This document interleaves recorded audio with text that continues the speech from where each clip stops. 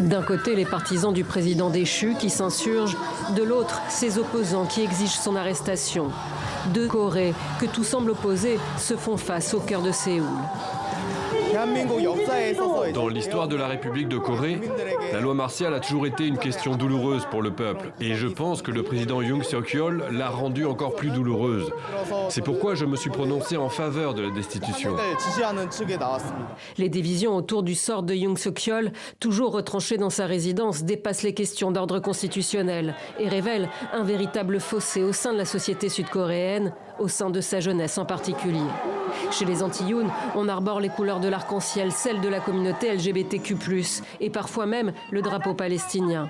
Quand le camp adverse brandit celui des États-Unis et reprend les slogans, la rhétorique de Donald Trump. La situation actuelle est utilisée comme un moyen de propager le communisme dans la Corée du Sud démocratique. Il ne s'agit pas seulement de la destitution du président Yoon. Les vieux démons de la guerre froide et la théorie du complot nord-coréen ressurgissent.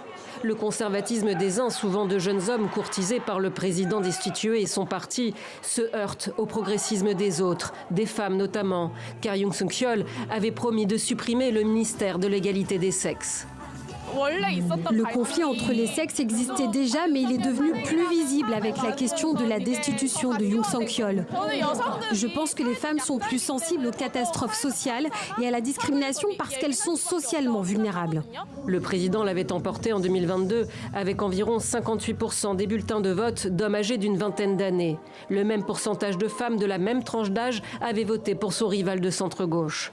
Alors que l'économie du pays est en perte de vitesse et que le protectionnisme de Donald Trump menace, les pro-Yoon voient aussi en lui un gage de stabilité. Afin de protéger le président Yoon Suk-yeol et de défendre la démocratie libérale, je manifeste ici en brandissant à la fois le drapeau coréen et le drapeau des États-Unis, un allié solide de la Corée. Le procès en destitution de Yoon Suk-yeol s'ouvre ce mardi en son absence. La justice décidera de son sort après sa tentative ratée d'imposer la loi martiale.